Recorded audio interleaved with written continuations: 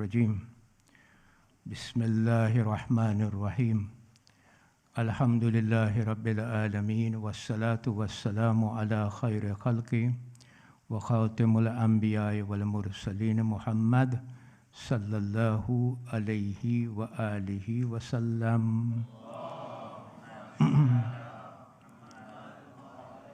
ولا حول ولا قوة إلا بالله العلي العظيم أعوذ بالله من الشيطان اللعين الرجيم بسم الله الرحمن الرحيم ولقد أرسلنا موسى بآياتنا أن أخرج قومك من الظلمات إلى النور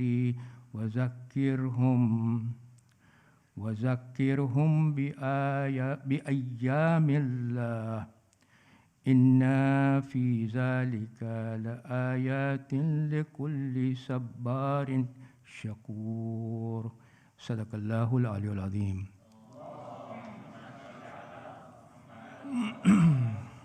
ભાઈઓ તથા બહેનો, અસ્સલામુ અલૈકુમ વરહમતુલ્લાહિ વબરકાતુહ.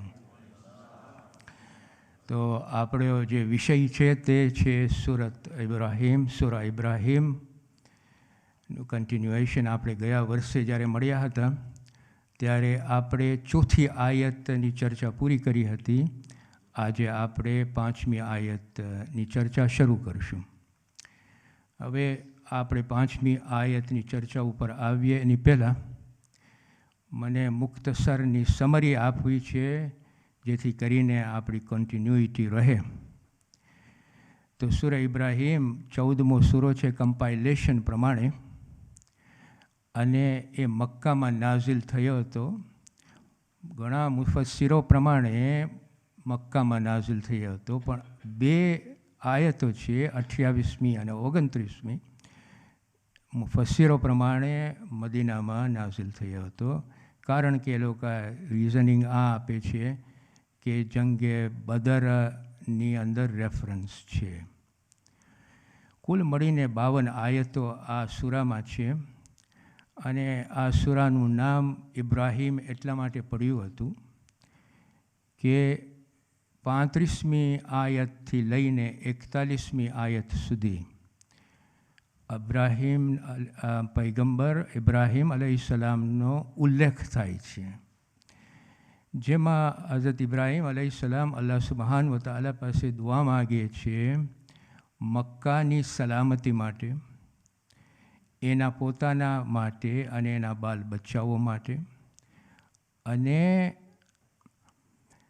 આબરૂ માગે છે એની જે પ્રોજની આવવાની છે એના માટે, એની આબરૂ માટે દુઆ માગે છે. એટલું જ નહીં, પણ એના મા બાપ માટે માફી માગે છે અલ્લાહ સુબ્હાનહુ વ તઆલા પાસે. એટલું જ નહીં, પણ બધાય ઈમાનદારો માટે માફી માગે છે કયામતના દિવસ માટે. તો આ ઉલ્લેખથી આ સૂરાનું નામ ઇબ્રાહીમ આવ્યું છે અથવા પડ્યું છે. આ સૂરામાં અમુક થીમ્સ છે જે આપણે અત્યારે જાણી લઈએ. પહેલી વસ્તુ આમાંથી આપણને મળશે કે આ સૂરામાં શુક્ર અને ના શુક્રનું જે ફરક છે ને એ સમજાવવામાં આવે છે. ગ્રેટિટ્યૂડ એન્ડ ઇનગ્રેટિટ્યૂડના જે ડિફરન્સીસ છે ને એ આપણને સમજાવવામાં આવે છે. બીજું કે અહીંયા આપણને કોન્સેપ્ટ મળે છે સબરનો અને તવક્કલનો. It means in trust of God. You trust God. તો આ 2 કોન્સેપ્ટ અહીંયાથી આપણને મળશે. ત્રીજી વસ્તુ જે આપણને મળે છે અહીંયા, બ્રોડલી સ્પીકિંગ, કે આ દુનિયાનો જે અઝાબ છે અને આખેરતનો જે અઝાબ છે, આ 2 અઝાબની વાતો થાય છે અહીંયા. અને ચોથું એક પ્રિન્સિપલ મળે છે આપણને જેના ઉપર ભાર મૂકવામાં આવે છે, અને એ પ્રિન્સિપલ આ છે કે પૈગંબરોનું જે કોર મિશન હતું તે આ છે કે લોકોને અંધારામાંથી નૂરમાં લઈ આવવાનું. એટલે આ થીમ્સ છે આ સૂરતુલ ઇબ્રાહીમનો. પહેલી આયતમાં અલ્લાહ સુબ્હાનહુ વ તઆલા અલિફ લામ રા જે હુરૂફ છે, હુરૂફ એટલે કે સેપરેટ અક્ષરો, એટલે કે લેટર્સ, ઓકે, અલિફ લામ રા. 6 સૂરાઓ છે કે જે અલિફ લામ રાથી શરૂ થાય છે. 10મો સૂરે યુનુસ, 11મો સૂરે હુદ, 12મો સૂરે યુસુફ, 13મો સૂરે રાદ, 14મો સૂરે ઇબ્રાહીમ અને 15મો સૂરે હિજર. આ 6 જે સૂરાઓ છે એ અલિફ લામ રાથી શરૂ થાય છે. હવે આજે અલિફ લામ રા પછી આ પહેલી આયત સૂરે ઇબ્રાહીમમાં અલ્લાહ સુબ્હાનહુ વ તઆલા રસૂલ ખુદાને એડ્રેસ કરે છે અને કહે છે કે આ એક કુરાન છે, આ એક કિતાબ છે કે જે તારા ઉપર નાઝિલ કરવામાં આવ્યું છે જેથી કરીને તું લોકોને અલ્લાહની પરમિશનથી, હુકમો અને હિદાયતથી લોકોને અંધારામાંથી નૂરમાં લઈ આવ, બહાર કાઢ અંધારામાંથી અને નૂરમાં લઈ આવ અલ્લાહ સુબ્હાનહુ વ તઆલાના રસ્તા ઉપર કે જે શક્તિશાળી છે અને વખાણને પાત્ર છે. So you can see here, Allah subhanahu wa ta'ala immediately Rasool ખુદાને એક મિશન આપી દીધું. બરાબર? આ મિશન જે છે ને, ઇટ્સ ઇમ્પોર્ટન્ટ ટુ અન્ડરસ્ટેન્ડ. આજે અંધારામાંથી અજવાળું, યુસી કુરાનમાં જ્યારે અંધારામાંથી અજવાળાની વાત થાય ને, તો એકચ્યુઅલી કુરાન આપણને સમજાવે છે કે આ તમારી એક્ઝિસ્ટન્સ, એટલે કે આપણી જિંદગી, આપણી એક્ઝિસ્ટન્સનું પોર્ટ્રેયલ આપે છે. અંધારામાંથી અજવાળું પોર્ટ્રેયલ આપે છે આપણા એક્ઝિસ્ટન્સનું. એમાં કુરાન આપણને હવે સમજાવે છે કે સ્પિરિચ્યુઅલ ટ્રાન્સફોર્મેશન, એટલે કે રૂહાની ટ્રાન્સફોર્મેશન, હકને મેળવવાની કોશિશો, સ્ટ્રગલ ટુવર્ડ્સ ટ્રુથ, અને અઝાબથી બચાવવું, આ બધાનો સમાવેશ થઈ જાય છે અંધારામાંથી અજવાળામાં આવવાનું. This is the portrayal. આ આપણી જિંદગીનો મિશન છે. એઝ વેલ એઝ વન્સ આપણને હિદાયત મળી જાય, આપણો એ મિશન છે કે આપણે અંધારામાંથી બહાર નીકળીએ. જો અલ્લાહ ફાઇનલ ગાઈડન્સ આપણને ક્યાંથી મળે છે? અલ્લાહ સુબ્હાનહુ વ તઆલા પાસેથી. ગાઈડન્સ તો અલ્લાહ સુબ્હાનહુ વ તઆલા પાસેથી જ છે. પણ જે કોર વસ્તુ છે એ આ છે કે આપણું પોતાનું સ્ટ્રગલ હોવું જોઈએ to go for transforming ourselves, to struggle to understand the truth of the message, to then refrain ourselves and also azabથી બચાવવું. કોશિશો આપણી હોવી જોઈએ. અને કુરાનમાં જે બયાન કરવામાં આવે છે, સેન્ટ્રલ કોર ને સેન્ટ્રલ મેસેજ જે કુરાનમાંથી આપણને મળે છે તે આ છે કે હે બંદા, તને પૈગંબરો મોકલાવ્યા, કિતાબો આપી, ફિત્રા આપ્યું, ફિત્રા વિચ ઇઝ ટુવર્ડ્સ અલ્લાહ સુબ્હાનહુ વ તઆલા, ઇન્ટેલિજન્સ આપ્યું, વિચારવાની શું કહેવાય આપણે શક્તિ આપી, અને કોશિશ પણ તું નથી કરતો. આ બધું આપ્યા પછી I expect you to follow those that is good for you. એટલે બયાન જે છે, કોર બયાન છે, મેસેજ જે છે, ગાઈડન્સ અલ્લાહ સુબ્હાનહુ વ તઆલા પાસેથી છે. પણ મેસેજ આ છે કે you struggle to go from અંધારું ટુ અજવાળું.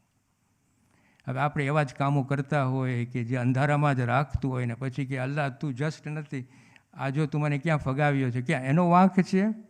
એ તો તને બધું આપ્યું, પણ તારી પોતાની હાલત, તું તારા પોતાના વડે આ હાલત ઉપર તું આવ્યો છે. So this is the. આ બીજું ઇમ્પોર્ટન્ટ વસ્તુ આપણને જે જાણવાની છે, અહીંયા અલ્લાહ સુબ્હાનહુ વ તઆલા પહેલી આયતમાં શબ્દ યુઝ કરે છે, બી ઇઝની રબ્બિહિમ ઇલા સિરાતિલ અઝીઝિલ હમીદ. અહીંયા જો ઇલા સિરાતી, ઇલા એટલે ટુ, સિરાતી એટલે માર્ગ, પાથ. Whose path? અલ્લાહ સુબ્હાનહુ વ તઆલાનો. બરાબર કે નહીં? કે જે શક્તિશાળી છે અને વખાણને પાત્ર છે. પણ અહીંયા જે પાથની વાત કરે છે ને, માર્ગની વાત, મુફસ્સિરો પ્રમાણે અહીંયા જે માર્ગ છે એ ઇસ્લામનો માર્ગ છે. પણ શિયાના કોમેન્ટેટર્સ પ્રમાણે, એટલે કે આપણા કોમેન્ટેટર્સ પ્રમાણે જે માર્ગની વાત કરે છે, that is the pristine Islam according to the અહલુલ બૈત અલૈહિમુસ સલામ. In other words, Allahumma salli ala Muhammad wa ala Muhammad. In other words, જે માર્ગની વાત કરે છે, છઠ્ઠા ઇમામ જાફર સાદિક પ્રમાણે પણ, કે આ જેની વાત કરે છે એ અહલુલ બૈતની માર્ગની વાત કરે છે, કે અહલુલ બૈત જે માર્ગ આપણને આપી ગયા છે એ માર્ગ ઉપર એ અલ્લાહ સુબહાન તાલા અહીંયા વાત કરે છે. This is according to Shia commentator. પછી સેકન્ડ આયતમાં જો અહીંયા અલ્લાહ સુબહાન તાલા જો પોતાને કેવી રીતે ઓળખાણ કરે છે, તે અલ્લાહ જે વસ્તુ આસમાનમાં છે, જે વસ્તુઓ જમીનમાં છે, આ બધી વસ્તુઓ અલ્લાહ સુબહાન તાલાની છે. ધીસ ઇઝ હિઝ એની શક્તિ છે. આ this is his Splendor, this is his majesty. બધી વસ્તુ એની ઓળખાણ કરે છે કે જો who are you dealing with? You're dealing with a being who has created you and everything else. This is how he's introducing himself in second ayat. Immediately after that, કયામતની વાત કરે છે. કેવી રીતના કરે છે? એમ કરે છે કે સખતમાં સખત અઝાબ કાફિરો માટે છે. After introducing himself, કે look, all this is created for you. Hidayat તમારા માટે, કિતાબ તમારા માટે. પછી જો શું કહે છે? કાફિરો માટે સખત અઝાબ છે. વાય? કારણ કે કાફિરો આ ઢાંકે છે, આ હકને, આ રિયાલિટીને ઢાંકે છે. એટલે કહે છે કે આ તમારો માટે સખત અઝાબ છે. ત્રીજી આયતમાં, થર્ડ આયતમાં અલ્લાહ સુબહાનહુ વ તઆલા ઇમિડિયેટલી ક્યાં કાફિરો ઉપર સખત અઝાબ મળશે? 3 કેરેક્ટરિસ્ટિક્સ આપે છે. પહેલું કે એ લોકો પસંદ કરે છે આ દુનિયાની જિંદગી આખેરતની જિંદગી કરતાં. That's number 1. નંબર 2 કે એ રસ્તા ઉપર,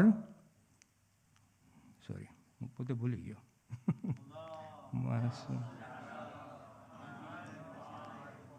પાછું પડો તમે.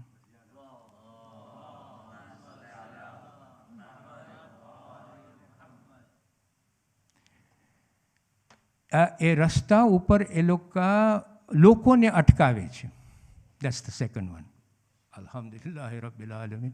લોકોને અટકાવે છે. અને ત્રીજું કે એ રસ્તા ઉપર ખરાબી ગોતે છે. So you can see how bad this group is. અને પછી અલ્લાહ સુબહાનહુ તઆલા કહે છે કે આ લોકો ગુમરાહીમાં ડૂબેલા છે. સો આ ત્રીજી આયત. ચોથી આયતમાં અલ્લાહ સુબહાનહુ તઆલા એક લોજિકલ અને રેશનલ પ્રેઝન્ટેશન આપે છે. શું આપે છે? કહે છે કે મેં જે પૈગંબરો લોકો ઉપર મોકલ્યા છે ને, એ લોકોની ભાષામાં મોકલ્યો છું. એને તો વર્ષ કે આ પૈગંબરો એ લોકોની ભાષા ઓળખતા હતા, જાણતા હતા, બોલતા હતા. વાય? શા માટે? કહે છે કે જેથી કરીને મારો જે મેસેજ છે ને એ ક્લિયર રીતે આપી શકે, સરખી રીતે સમજાવી શકે, સમજી શકો. And then immediately after that, જો અહીંયા વેરી લોજિકલ, હું લોકો માટે એવા માણસોને મોકલેલો છું કે જેને તમે સમજી શકો. ક્લિયર મેસેજ જે મારો છે ને એ તમને આપી શકે. ઇમિડિયેટલી આફ્ટર દેટ કહે છે પછી જેને હું ચાહું એને હું ગુમરાહ કરું છું. મતલબ કે તમે એવા અમલો કરતા હો કે જે બરાબર ન હોય તો તમે ગુમરાહમાં જાશો. અને જેને હું ચાહું છું, જે હિદાયત ઉપર પોતાની ઇન્ટરેસ્ટ ચડાવ્યો છે, તો એને હું હિદાયત તરફ લઈ જાઉં છું. વિશે આનું ડિસ્કશન લાસ્ટ યર મેં સરખી રીતે તમને આપ્યું હતું. યુટ્યુબમાં છે, તમને જો જાણવું હોય કે. કારણ કે એમાં એક સવાલ ઊભો થાય છે કે અલ્લાહ ચાહે તો એને ગુમરાહ કરે છે અને અલ્લાહ ચાહે તો એને હિદાયત આપે છે. મેં આખું સરખી રીતે સબમિશન આપ્યું હતું. પણ આ મતલબ કહેવાનો એ છે, એ શક્તિશાળી છે, વખાણને પાત્ર છે, ન્યાયી છે. આવું કામ ન કરે કે જેમાં અસ્તગફિરુલ્લાહ ઝુલ્મ કરતો હોય, નહીં કરે. તમને બધું આપ્યા પછી એની જે શક્તિશાળી છે, એની પાસે બધી જાતનો પાવર છે, પણ એ હિકમતથી વાપરે છે. That's the meaning of it. અને પછી 5મી આયતમાં અલ્લાહ સુબહાનહુ વ તઆલા આગળ વધે છે અને કહે છે, મૂસાને કહે છે, એ મૂસા, મારી નિશાનીઓથી તું જા લોકો પાસે અને એ લોકોને એટલે તારી કોમને તું અંધારામાંથી અજવાળામાં લઈ આવ. હવે અહીંયા ઇટ્સ ઇમ્પોર્ટન્ટ ટુ અન્ડરસ્ટેન્ડ. પહેલી આયતમાં અલ્લાહ સુબહાનહુ વ તઆલા મિશન રસૂલ ખુદાને કઈ આપી હતી? આજે આપી હતી કે નહોતી આપી? હવે આ પાડો તમે. આજ સુબહનો દિવસ, સુબહ તમે બધા સૂતા તો નથી, મને ખબર છે. હા પાડો, બરાબર કે નહીં? I have just said it, નહીં? સો ફર્સ્ટ આયતમાં અલ્લાહ સુબહાનહુ વ તઆલા મિશન આપ્યું રસૂલ ખુદાને કે અંધારામાંથી અજવાળામાં લઈ આવો. હઝરત મૂસાને કયું મિશન આપ્યું? સેમ. કન્ક્લુઝન ઇઝ કે આ કોર મેસેજ છે પૈગંબરનો. પૈગંબરનો આ કોર મેસેજ એને આપણે કહીએ ને કે પૈગંબરનું કામ શું છે? લોકોને અંધારામાંથી અજવાળામાં લઈ આવવાનું. અંધારું શું છે? અંધારી એવી સોસાયટી છે કે જેમાં ગુમરાહી થતું હોય, જેમાં ગુનાહો થતા હોય, જેમાં અન્યાયો થતા હોય, જેમાં ફસાદ થતું હોય. આ છે dark ignorant society. Important to understand this. When we talk about enlightenment and light, what do we mean by that? Love amongst ourselves. Love amongst the families. પ્યાર એકબીજા સાથે, ન્યાય એકબીજા સાથે. Justice is prevailing. Taqwa is prevailing. Iman is prevailing. There is a recognition that there is beyond a being, beyond us, who has created us and who is going to take account of what we are doing. આ એનલાઇટનમેન્ટ છે, darkness નથી. પૈગંબરનું કામ આ જ છે કે એ લોકોને તું ડાર્કનેસમાંથી લાઇટમાં લઈ આવ. આટલું બધું કર્યા પછી અલ્લાહ સુબહાનહુ વાંક છે અંદર, છતાંય આપણે કહીશું કે યા અલ્લાહ તું મને કેમ અહીંયા નાખ્યો અને કેમ અહીંયા નાખ્યો. મસલહત Ilahi is such an important subject to understand. It takes a lot of days to understand Maslahat Ilahi, if we can even understand it. Beyond us sometimes, but whatever we can try, we should do it. So અહીંયા આ વસ્તુ છે. પછી the second thing that we have to અહીંયાથી આપણે pickup કરીએ 5th આયતમાં, એ આ છે કે અલ્લાહ સુબહાનહુ વ તઆલા કહે છે વઝક્કિરહુમ બિ અય્યામિલ્લાહ. હઝરત મૂસાને જવાબદારી આપે છે કે જો અલ્લાહ સુબહાનહુ વ તઆલાના દિવસોની યાદી અપાવ તારા લોકોને. હવે અહીંયા શબ્દ યુઝ કરે છે બિ અય્યામિલ્લાહી. બિ અય્યામ એટલે દિવસો, અલ્લાહના દિવસો. જો અલ્લાહના દિવસો ક્યાં છે? It's important to understand that. એટલે કે મુસાફિરો પ્રમાણે કોઈ ખાસ દિવસો નથી, પણ અહીંયા હઝરત મૂસાને જવાબદારી આપવામાં આવે છે. Remind them of Allah's days. Now, what they explain to us is this, કે અય્યામિલ્લાહ, બી અય્યામિલ્લાહ, અય્યામ એ સમય છે કે જેમાં અલ્લાહ સુબહાનહુ વ તઆલા પોતાનું રહેમત લોકો ઉપર ઉતારી હોય અથવા લોકો ઉપર સજા આપી હોય, જુલ્મને દૂર કર્યું હોય, નાબૂદ કર્યું હોય જુલ્મીઓને. તો આ બે વસ્તુઓ બ્રોડલી સ્પીકિંગ, રહેમતને આવવું લોકો ઉપર અને જુલ્મને બારે કાઢવું, જ્યારે આવો સમય હોય છે એને કહે છે અલ્લાહના દિવસો. ફોર એક્ઝામ્પલ, હઝરત નૂહના ટાઈમે જે ફ્લડ આવ્યું, તો ફ્લડ આવ્યો એક સજા આવી નહીં. નૂહના જે કાફીરો, જે નૂહને જમાનામાં હતા, મુશરિકો, કાફીરો, એ લોકો ઉપર આ સજા આવી. સાથે સાથે નૂહના જે સાથીઓ હતા, ઈમાનદારો હતા, કશ્તીમાં બચી ગયા, બરાબર, રહેમત આવી. તો એ લોકો ઉપર રહેમત હતી ને આ લોકો ઉપર આ નૂહનો જે આ જે દિવસ હતો ને એને કહેવાય છે, this is the meaning of બી અય્યામિલ્લાહ. એવી જ રીતે ફિરૌન જ્યારે ડૂબી ગયો, બિકોઝ હી વોઝ ચેઝિંગ બની ઇસરાએલ, અને બની ઇસરાએલ બચી ગયા, again that particular is known as બી અય્યામિલ્લાહ, અલ્લાહનો દિવસ. એકચ્યુઅલી આપણી જિંદગીમાં પણ ઘણી વખતે આપણી જિંદગીમાં suddenly it changes for the better. આપણી ઉમ્મીદોની આશાઓ વધતી જાય, કારણ કે એક અલ્લાહની રહેમત આપણા ઉપર આવે. જ્યારે આવા દિવસો પણ આપણા ઉપર આવે, ઇટ્સ રિગાર્ડેડ એઝ અલ્લાહનો દિવસ. We have to remember this. ઇસ્લામમાં ઘણી વખતે આપણે કહે છે પૈગંબરોનું આવવાનું થાય, ઇમામોનું આવવાનું થાય. આપણે બર્થડેને વફાત પાડીએ છીએ કે નથી પાડતા?